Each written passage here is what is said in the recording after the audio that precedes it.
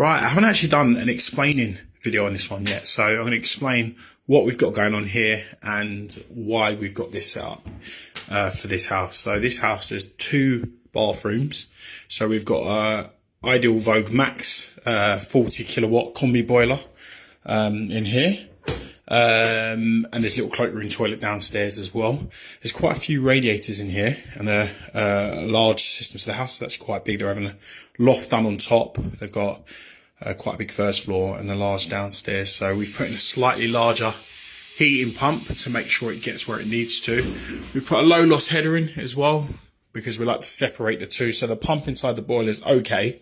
It's good, but it's not as good as I'd like it to be to flow around the house. So we've put something a bit more powerful in, so all of the rads in the loft everywhere get some heat, which is what it's about. Otherwise, I find myself in a house this size trying to balance everything like ridiculously, and then coming back and if there's a slight airlock, then you get a bit of a problem on one of the circuits or something like that. Anyway, yeah, so that's why we've got that in, and then that's why we've got low loss header.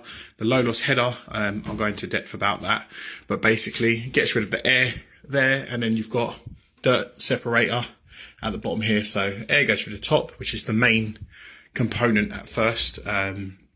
When you're trying to get rid of the air from the system, this is the first place it goes to. So obviously you've got the AAV inside the boiler, automatic air vent inside the boiler, and then on top of here you've got an AAV, so an automatic air vent in there, and then in there's like a neutral ground, so where it's pulling from the boiler and pulling from this, and then that's where the dirt drops down into this section that ends up staying down there. So then when you come to service it, you take that off, blast it out, blah blah blah blah blah. Anyway, so that is direct to the flow and return for the boiler, that side, and it's got its own circuit. So from the boiler it circulates flow and background there, and through there it just keeps circulating background.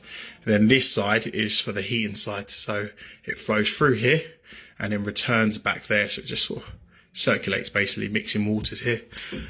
So anyway, that's what that is. We've got a magnetic filter here on a return for the actual boiler itself. We've got on the PRV over here, the pressure release valve, we've got a little ton dish over there, like a non-return valve, so like a dry trap, so none of these smells come back through. Condensed pipe there, little mini expansion vessel on the hot for the boiler, so when the boiler heats up it expands slightly and it can take up that expansion. To be fair, we've got that, so that'll pretty much do it anyway. Let's move on to this bad boy. So this is a pumped accumulator down there. So this is just to add a bit more volume of water to the system. So if you can imagine inside here, it's like a balloon inside of here. This pump underneath here, when the water turns on, detects that it's lost a bit of pressure, so it will kick in and then try and push that diaphragm, which is like a balloon basically inside.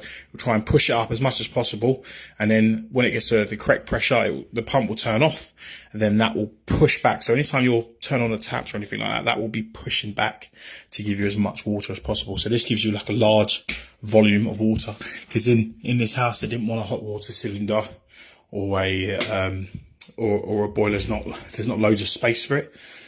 So yeah, we've gone for this option. I'll just show you the wirings over here. So we've got a hive in here, boiler controls to turn the boiler on and off there, wiring centre there, so like a little board we do on there, and then I've also got a time switch. So for the accumulator I've got a time switch so it doesn't kick in past a certain time, the pump on it, and that just plugs in to the accumulator, just plugs in to that switch there. So we turn that on, that will kick in, blah blah blah. We've got Aquabion over here, so this is a water conditioner. The idea is it's meant to restrict the lime scale within your system, so you should be able to wipe it off easier. It shouldn't stick to things as much. It's not a water softener, it's a water conditioner. So the water softener completely changes the components of the water, where this changes the shape of the water, so like the components within it, and the lime scale doesn't grab onto things. So it's meant to be a lot easier to wipe off, and it shouldn't stick to your stuff as much. Stopcock that. Then we've got a balancing valve. So this is a pressure reducing valve here and a non-return valve here. So this is a pressure reducing valve for this, so it doesn't, not too much pressure will go in there, if that makes sense. Busting it or whatever else. Yeah, And that's pretty much it for this cupboard. So if you've got 2 bathrooms, this is like a beast of a setup. I call it a boiler on steroids. Oh, look, a bit of rock or whatever's dropped down from the ceiling above, because they're doing a bathroom upstairs, so they're running their pipes down into it to connect on. But yeah, this is the beast setup. I call it a combi boiler on steroids, basically. But yeah, for 2 bathrooms, this is perfect if you haven't got a lot of space. And that's it.